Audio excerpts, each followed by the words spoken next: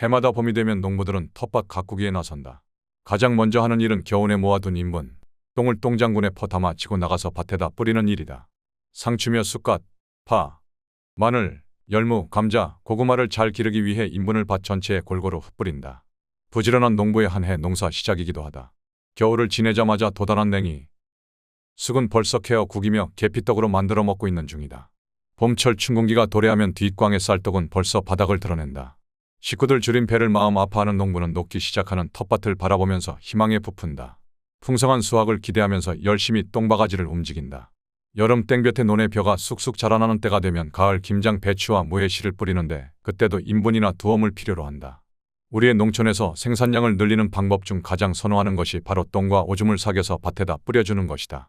분량을 늘리기 위해 농부들은 뒷간 옆에다 커다란 웅덩이를 만들고 그곳에 똥 오줌을 볏짚과 풀들과 섞어서 숙성한다. 소나 돼지가 있는 집은 외양간에서 나온 두엄도 곁들인다. 똥밭에서 상추며 배추는 제법 잘 자란다. 이런 농법으로 한국인은 수천 년을 버텨왔다. 서울과 같은 대도시에서는 인분을 강가 둔덕에 커다란 웅덩이를 만들어 퍼다 붓고 숙성을 시킨다. 적당한 시기에 밭에다가 퍼다 뿌린다. 좋은 인분 비료가 된다. 일제시대를 거치면서 우리 농부들 앞에 비료라는 것이 등장했다. 비료를 뿌리니 농작물이 쑥쑥 자라났다. 건강하고 싱싱한 농작물 수확량이 급증했다.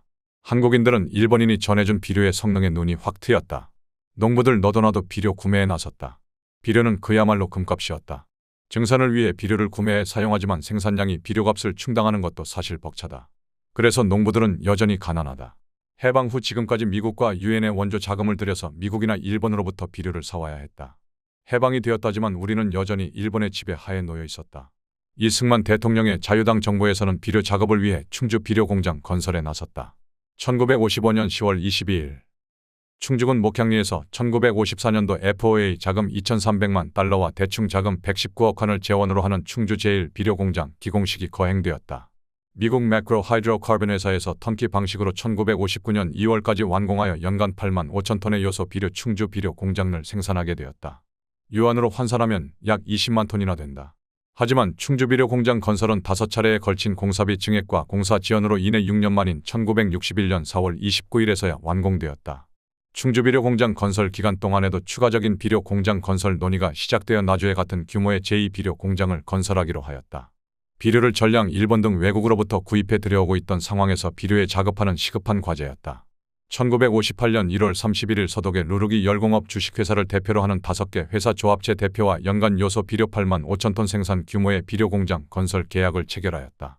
당초 계약과 계획에 의하면 1958년 3월에 착공하여 1960년에 완공하고 1961년 3월까지는 시운전을 완료하여 계약 규정에 따라 정부에 공장을 인계하기로 되어 있었다.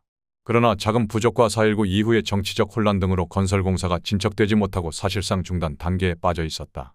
5.16 당시 공사 총진도는 35%에 불과하였다. 혁명정부는 공사 촉진을 위하여 1961년 6월 1일 국가재건최고회의령 제31호 호남비료 주식회사 주식 인수에 관한 법령을 제정, 공포하여 주식을 인수하고 2차례에 걸쳐서 추가 투자를 단행하였다. 즉 1961년 6월 16일에 3억 5천만 원과 1962년 2월 1일에는 3억 3,800만 원을 증자하여 자본금 총액이 10억 원으로 되었다. 또 공장 추가 기계 구매를 위하여 1961년 7월 11일에는 외화 180만 달러를 추가하는 한편 원계약에 의한 1,703만 달러를 9월 9일에 추가하여 공장 건설을 위한 총자금은 외화 2,700만